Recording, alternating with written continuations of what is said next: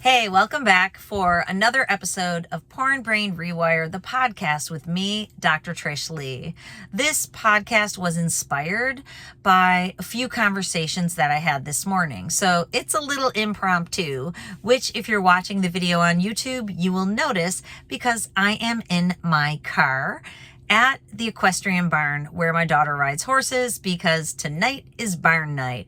But I didn't want this video to never be made because it's important, especially after the conversations I had with people today with pain in their voice and in their hearts. The number one thing they wanted to know is, can I really heal? Can I really heal from porn use? Can I get back to the life that I've always wanted? Is that actually an accomplishable goal? And yes, it is. And I'm going to explain to you why in this podcast.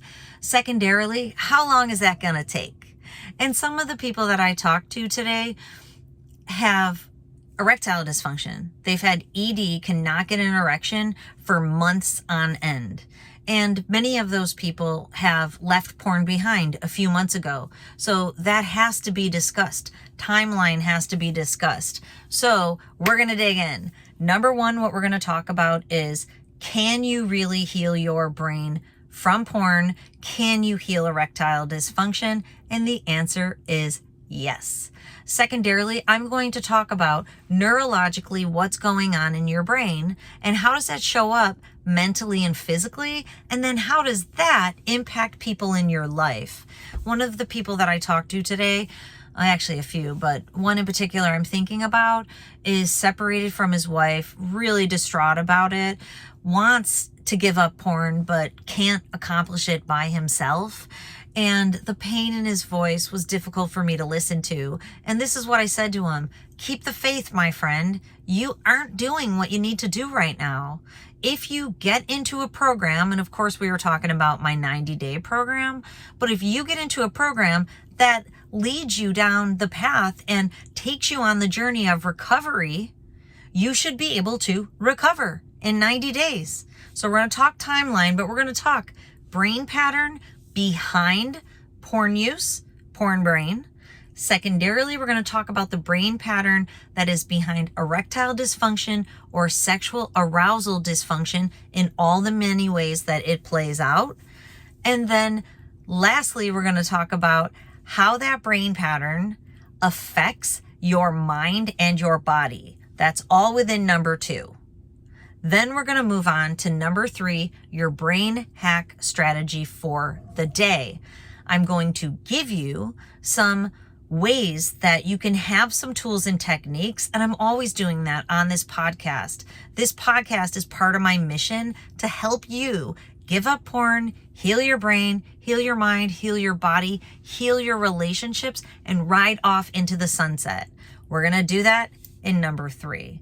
So here's what I want you to know. This is your motivational, inspirational statement for the week. You can do this. And once you identify what the problem is, the solution is in the problem. The problem is brain dysfunction. Brain dysfunction causes challenges in your mind and your body. Brain dysfunction 100% can be healed, which means depression, anxiety, anger, irritability, brain fog, lack of attention, lack of motivation, anything mentally that you have going on that's associated with porn use, which is a lot, can be healed. That's your mind. I want you to know your body can be healed. We lose sight of the fact that our brains are the supercomputers that are running our mind and our body. We know that erectile dysfunction and sexual arousal dysfunction is a byproduct of arousal dysfunction in the brain at baseline. I'm going to share it with you, but I want you to know ED can be healed. And if you've been struggling with ED for months, you've been creating the brain pattern that gives you ED for years before that. So if you haven't been able to heal ED in a couple months, not really doing much about it, don't be surprised. This could take a little while. We're going to talk time frame, but it can be done. And it just depends upon if you're willing to put in the time, the energy, and sometimes the money to heal. And if you've been listening to me for a while, I'm on my own healing journey that I've had to put so much money into. Did I want to put money into it? No. But guess what? It leads to my evolution. And I have to invest in myself, or everything I'm building around me isn't going to be accomplished or enjoyed. So when you invest your money in porn brain recovery or erectile dysfunction recovery, you are investing in the very best thing in the world, you. And return on investment is what I look for when I invest in things. What's the return on this? What's the value proposition? So if you have to invest some money on top of the time and energy that you've been investing by being on this podcast, which I totally appreciate because I want to help you, but you may have to get some higher level resources. So we'll talk about that. Okay, so stay with me. Brain hacks, resources at the end. Now, before we dig in, I just want you to know that this podcast is sponsored by me personally. I like to put this podcast out into the world to help people heal their brains and to be able to come out of porn use and to get back on purpose in life. But I've also started a nonprofit organization. I founded it a few years ago. It's called Porn Brain Prevention.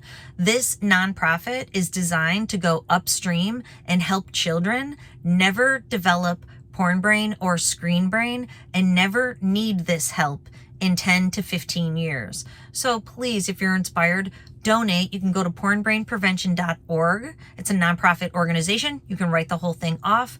Please be generous and donate. I have wheels in motion to get some really great digital informational products and early recovery programs for children and young people. So please help me pay this forward, go upstream so that young people aren't in this position in a few years. Thank you very much. I really appreciate that. Okay, moving on. Now, number one, let's talk about, what is going on in terms of the neurology, in terms of the mental and physical aspects of what's happening in the brain that causes porn brain and what can we do about it. Okay. And again, it's coming from the conversation with some people breaking my heart today. So I want to remind you that at the core of porn consumption is a need. So when you go to porn, you're basically itching a scratch. Scratching an itch. Sorry, I said that one backwards. So you're scratching the itch, which feels like an urge or a craving to you. And the reason that you're doing it is because your brain is using a dysregulated electrical pattern. What that means is healthy arousal is something that I call the green zone. So healthy arousal means that your brain's acting like an automatic transmission, being able to shift its gears between slow, medium, and fast electrical energy use. And I'm going to teach you again, if you haven't heard me say this before. Slow electrical energy is called theta. It is the speed that shifts you into sleep. It's down on one extreme of the continuum of electrical energy. Way over on the other side is high beta. High beta is extra fast brain speed. It is what makes you feel stressed. It's what makes you feel anxious. It is necessary for you to kick it into stress activation mode when something very stressful happens, but then your brain should be able to bring it down. What happens through porn use is on accident and inadvertently, you get caught up in the 4D dopamine cycle of porn use, and it creates strain on your brain, keeping it in a position of always using too much high beta and too much theta. That's what I've been calling strained brain. It puts a lot of strain on the nervous system, and it will make you feel anxious, depressed, and like there's constant tension in your brain. And it's caused by dopamine at high levels, a dopamine dependency, and it happens from going into the supernormal stimulus of porn. You're going there to scratch the itch because what happens is if you have strained brain out in the extremes, When you hit the easy button and you go into the screen and you're consuming porn, and especially if you couple it with masturbation, now you have very high level mental stimulation, very high level physical stimulation, which is pumping a ton of dopamine into your brain and to your nervous system. What it does is it artificially calms down strained brain. So you know this, it feels good for a little while because strained brain feels uncomfortable. Too much fast, too much slow, too much hyperarousal, too much hypoarousal. You can see where I'm going with arousal, but arousal, really what I mean is your state of affairs in general. Arousal is when you wake up in the morning, do you feel calm, focused, and engaged, ready to kick some booty in the world today? If you do, then your baseline arousal is at a healthy level, green zone. But if you wake up feeling sluggish and your brain feels like soup, and you also feel anxious, or you feel overly stressed out, or there's a lot of thoughts going on in your mind and you can't calm them down, you have rumination, you have obsessive compulsive disorder or obsessions, you feel urges and cravings to go back to porn, that's a sheer sign you're using strained brain. And when strained brain occurs and your brain's used to going back to porn to feel good, it will go into the screen, and this is what happens. You artificially shift out of strained brain into artificial calm. It numbs you out for a time. So just to remind you what the 4D dopamine cycle of porn or hypersexuality or hypoarousal is every time you have the thought you're going to watch porn, you get a dopamine drip in your brain. It feels good. It feels a little good, and it starts leading you to the second D, which is the dopamine deluge, the flood of dopamine into your system. And this happens as you begin to consume porn. But now, after a while, you've flooded so much dopamine into the system, you get to the third D, dopamine drowning.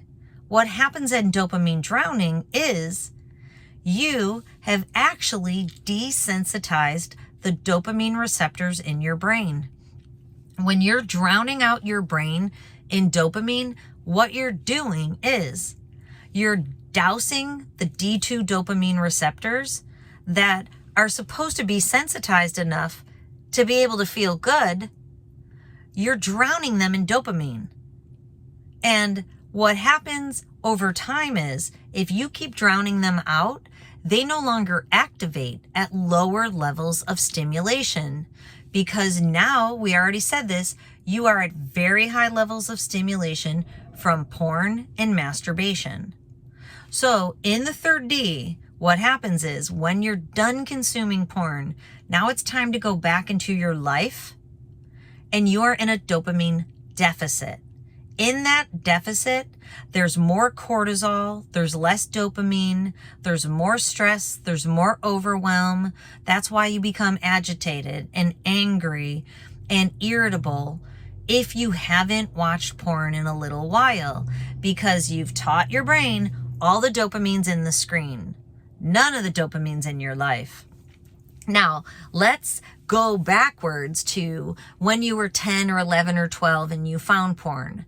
Let's say you never found porn and masturbation. It wasn't a thing in your life and in your world. So you would have found ways to go into the world to get dopamine there.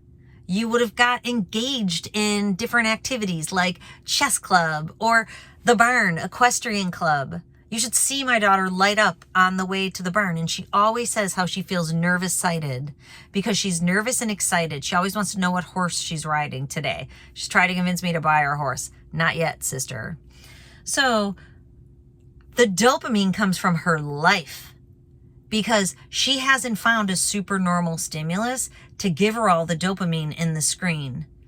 So this way, as she grows up, we're linking her brain to her real life for dopamine in work that she loves, in hobbies that she loves, in people and relationships and going out in community that she loves. And I paused on the work part because, she's 13. So it's not like I've got the kid working in a sweatshop or anything. But what I was thinking was last night she had to do a project. And the project was to do a comic book about some Indian tribe. It actually was very cool. And the project she was very excited about. We've been working on this project for a couple weeks now during break. That's an executive function project. That's exactly what I teach people in my 90-day program to do to engage themselves in the world. And, she really got into this comic book. She's a good drawer. You should have seen her pictures. I'm the literal worst at drawing. So, even at the age of 13, it's schoolwork she has gotten engaged in, hobbies that she loves, people she loves hanging out with. She spent all day yesterday hanging out with her friends in this neighborhood that's not our neighborhood, but it's an adjacent neighborhood. I dropped her off and she comes back after just trolling through the neighborhood for hours. So cool, so cool. So her dopamine is linked to the world. But when you were her age, you linked your dopamine to the screen and masturbation. And if you wouldn't have gone back over and over, you wouldn't have traversed those neural pathways, linking your brain to porn and masturbation for dopamine. And what happens over time is it becomes your one tool or one of a few. And the other few could be marijuana and alcohol, things that shift your brain fast into that artificial calm. So that's how this happened. So I want to just bring you back to strain brain for a minute. Strain brain, too much fast, too much slow, too much hyperarousal, too much hypoarousal. Now you go into the screen, you drown your brain with dopamine. You have dopamine drowning. If you do that often enough, consistently, frequently, and especially with any level of intensity, especially edging, what happens is that dopamine drowning becomes drained brain. Drained brain is the second brain pattern that is associated with porn brain. It is the brain pattern that's most associated with sexual arousal dysfunction, even though you can have sexual arousal dysfunction with strained brain also. And I'm going to tell you why in just a second. But what happens is your brain gets stuck in drowned out mode. I can see it on the QEEG brain maps that I perform. And now I've probably performed more brain maps of anybody. And I would even stretch to say in the world of brains of people who are struggling with porn and sexual addiction and sexual arousal dysfunction. And so I know it's strained brain, drained brain, or a combination of both. You can literally see it in the QEEG brain map. And just a public service announcement of the services that I offer QEEG brain map assessment all over the world. So you can take the assessment from the comfort of your home. Isn't that amazing? I was thinking about that yesterday because I was thinking about, the last decade of my life and how I took myself out of our brick and mortar practice, which my husband still uses all the technology in the office. It's called Leigh Brain and Spine. I'm not there anymore. He's there all by himself. And he uses the technology that basically I developed the program there. But he still does the brick and mortar version where I have now been able to find and access and use technology where I can map your brain from your living room. And then we meet on Zoom and I walk you through the whole thing. I connect dots from your history and from how you use your brain today. I can connect dots about sexual addiction or sexual arousal dysfunction that you don't even know are dots, that most people don't know are dots. So if you're inspired to see what your brain is doing, please go to drtrishleigh.com. Check out, it's all the way over to the left. It says work directly with Dr. Trish Leigh. And the first step, a QEEG brain map, because I'd love to spend time with you. And I'd love to show you how porn has impacted your brain. It will literally blow your mind. Okay, so moving on to, that's the brain pattern behind porn brain use, which then can tip into sexual arousal dysfunction and erectile dysfunction. Now let's talk about how can this brain pattern affect your mind and your body? Like, how does it actually create sexual arousal dysfunction and erectile dysfunction? Sorry about the sound. If it sounds like I'm breathing heavy every once in a while, I am not. We have a Tesla and it stays on and it makes this like breathing noise to keep the temperature cozy while I talk with you. So sorry about the heavy breathing every once in a while. It's not me, it's Tessie. Okay, so let's think. This is a top-down problem. So again, I already told you that we're moving to number 2 right now. Your brain is the supercomputer that runs your mind and your body. This is how it does it. Those electrical speeds are what control your state. So when you're in the green zone, you're calm and you're focused. When you're using too much high beta, you're anxious and stressed. So if your brain is stuck in high beta, it will be very difficult for you not to feel anxious and stressed, because excessive high beta creates the feelings of stress and anxiety. If your brain's using too much theta, you'll feel tired, overwhelmed. There's no way you can't feel that way, because that is the brain pattern that causes exhaustion and fatigue. I also see in people's brain maps that their power goes low. When power goes low, your get up and go got up and went. When you're in drain brain, you're stuck in neutral. So you literally can't kick it into the gear to focus, nor can you kick it into the gear to sleep. And that is the brain pattern that's caused by excessive dopamine. So I want you to know these brain patterns create your state. They create the state of affairs in your mind. And then you act based upon the state in your mind. They also change the way that neurotransmitters are released and utilized, and hormones are released and utilized. So just about every man that I talk to is working with someone for testosterone replacement. If your brain is in strain brain or drain brain, your ability to make testosterone in a healthy way is impaired. Hear that and know that. That's true. What I'm talking about is autonomic nervous system dysfunction. It will change the way you produce and utilize testosterone. And I have one really cool case of that is measured on accident. A client who started to work with me happened to have had his testosterone measured right before we started working together. And by the time we were done a few months later, he measured his testosterone again, and his testosterone levels had optimized. So you don't need to be on testosterone replacement if you're not desensitizing your brain. And obviously talking about resensitization is what we're going to talk about when we get to the brain hack, because I told you within the problem lies the solution. The problem is desensitization. The solution is resensitization. So electrical energy creates the state of your mind, and it also impacts how neurotransmitters cascade, how hormones are produced, how signals are sent from your brain down your spinal cord, through your spinal nerves, to your peripheral nervous system, which innervates your sex organ. So, excuse me, if the electrical energy pattern is off,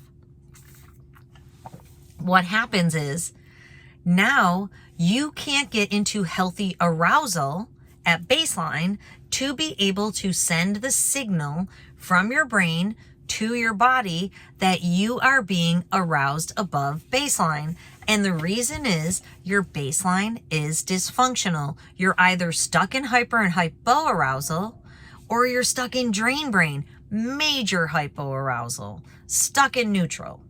You're either stuck gassing and braking, or you're stuck in neutral. You are not in calm focus. And what we know from science is that there is the perfect combination of parasympathetic and sympathetic stimulation that's necessary for erection and orgasm. And without oversharing, because I definitely am on the brink of oversharing right now, I had to tell my husband that the other day when there's like 1 million young adult children in the building coming and going, and this man wants to be intimate together.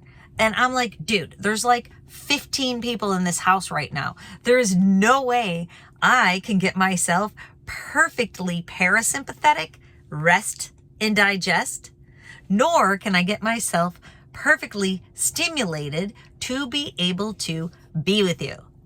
And the children do not, oh, sorry, the Tessie's ringing. The children do not affect him in the same way that they affect me. He doesn't really care if they're out there. So I do. And part of resensitization is healthy sexuality with your partner, which I did tell him, and he's loving the idea that we are going to upgrade our sex life in the new year. Not that it's bad, but I think everybody should be upgrading everything all the time. So he actually was very excited about that because most of the young adult children have scurried their way back to colleges and apartments. So that's very exciting. Too much information, moving on. But the idea is you have to be in the perfect balance of feeling calm and focused to be able to take your healthy baseline and spike it up. So another way this is talked about in the science is we all have a tonic baseline arousal state. And if it's at calm focus, then you can be sexually aroused in a healthy way. If you've been watching porn, if you struggle with erectile dysfunction, your baseline is dysfunctional. It's not in the green zone. It's in strain brain or drain brain, which means now it's time to be sexually stimulated in a healthy sexual experience with your partner. And you can't get there because you need the supernormal stimuli of porn, masturbation, fantasy. So all of that is desensitizing your brain. So let's move on to number 3 before I wax poetic for too long. Number 3 is, well, wait, I need to back up. Let's go back to 2.5 because I didn't talk about timelines and I really want to. So talking about the timeline of recovery, I've already shared that if you aren't doing any of the things you need to, you may never recover. You may have erectile dysfunction for the rest of your life. I don't want you to.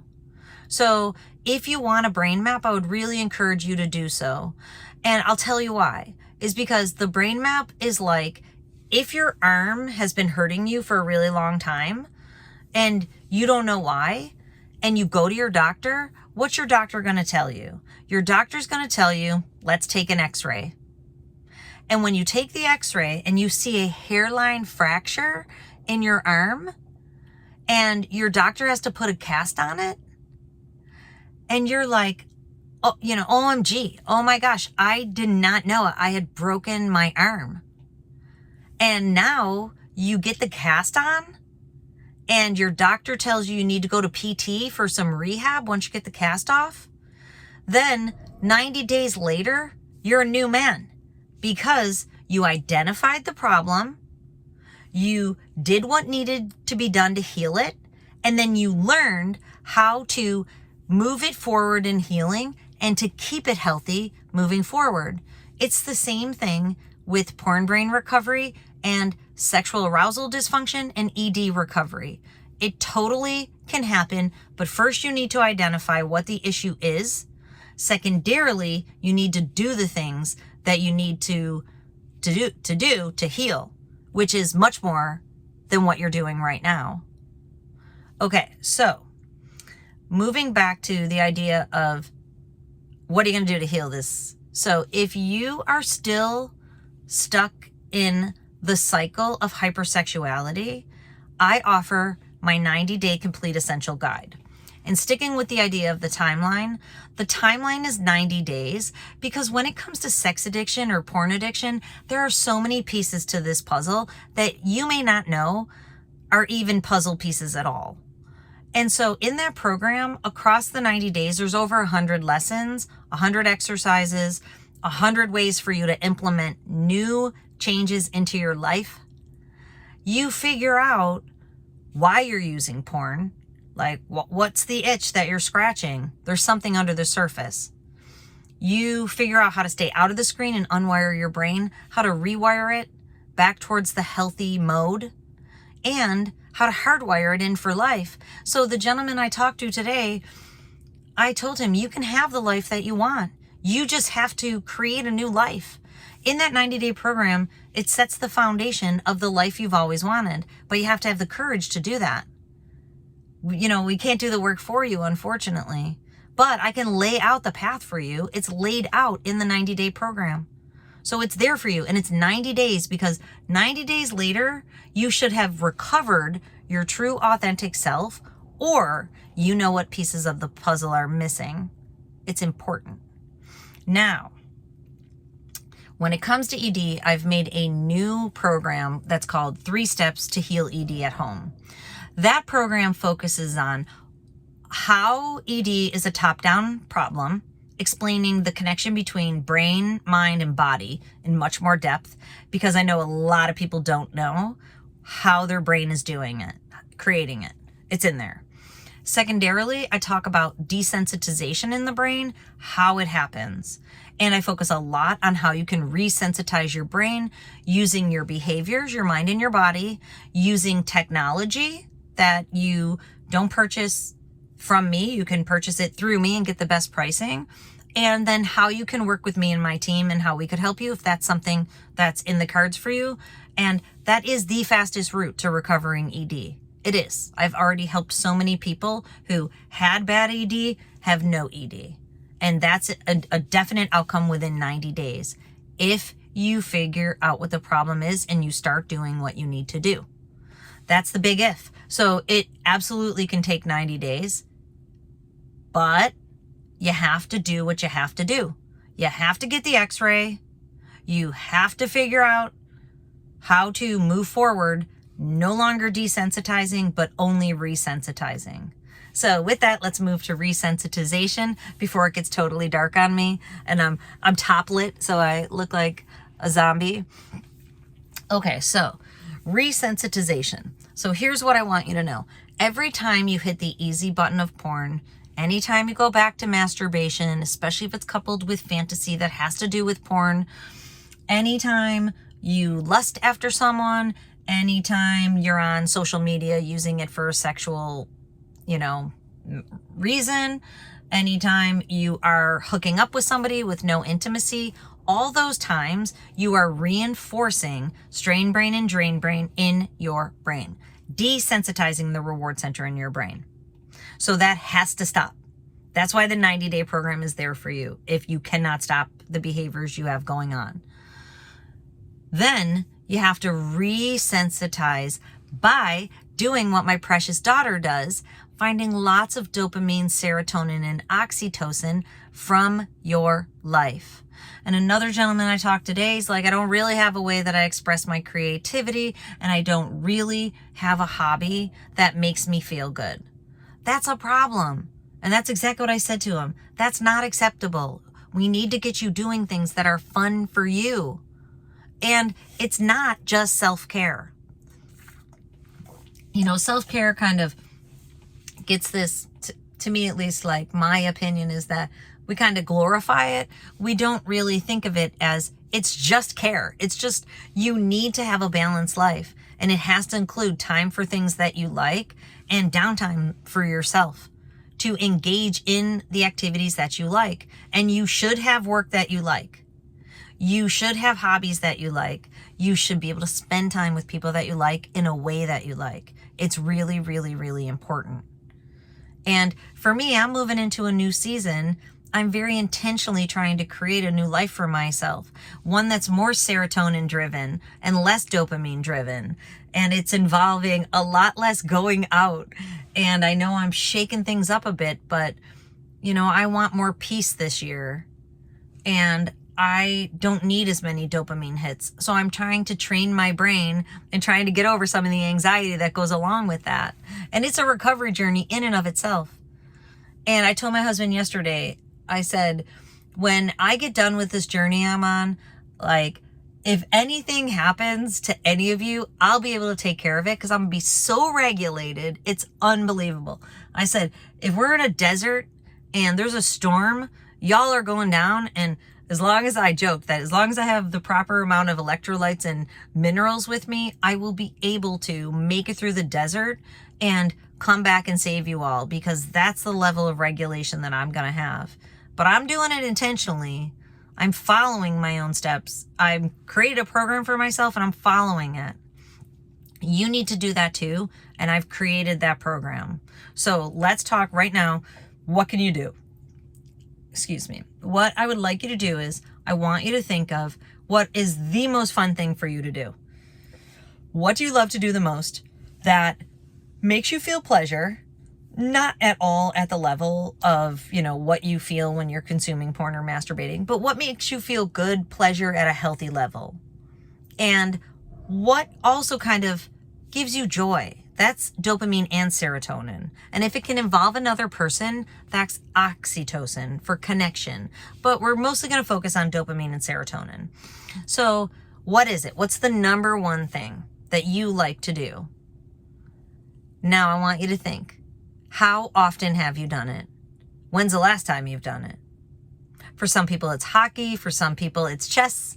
For some people, it's video games in moderation. That's going to be a higher level supernormal stimulus, so you got to be careful with anything on the screen. Preferably, you're doing things in the real world, like playing chess against another human being. We have a chessboard in my house, and we generally have a puzzle in my house going. Oh, Tessie turned herself off. It only took 35 minutes for her to turn herself off. So dopamine and serotonin from the world, from your life. That's what we're going for. We want you to reconnect your brain to the world and disconnect your brain from the desensitization of the screen. So staying away from the screen is unwiring. Really getting purposeful in work, hobbies, and people.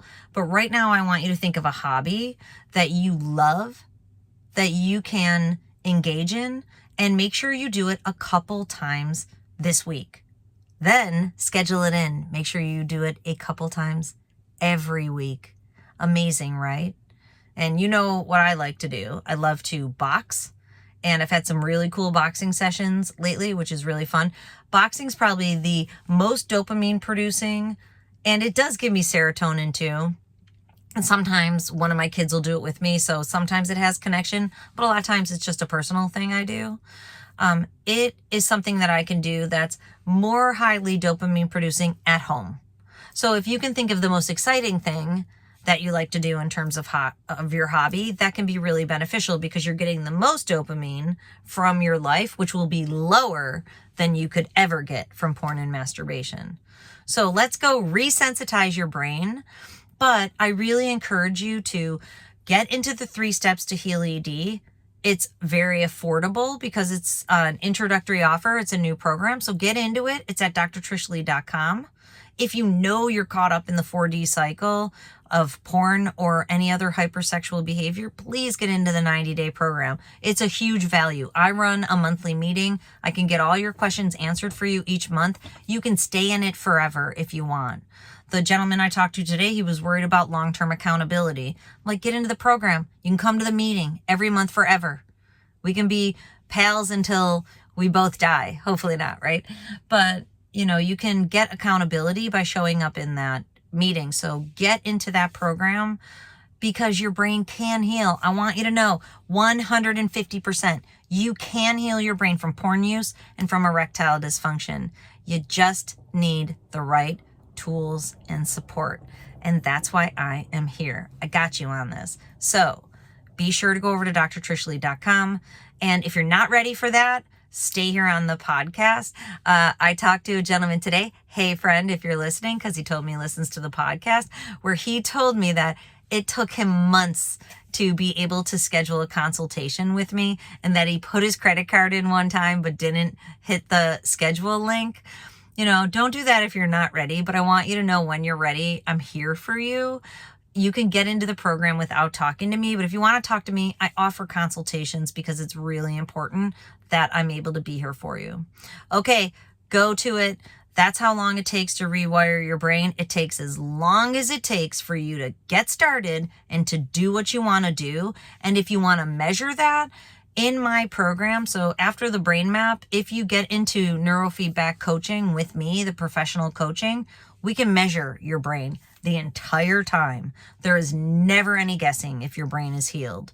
And I know from the work that I've been doing in neurofeedback, it's a 4-month program. People are able to leave in 4 months. So 90 days, you can do this if you start doing what you need to do.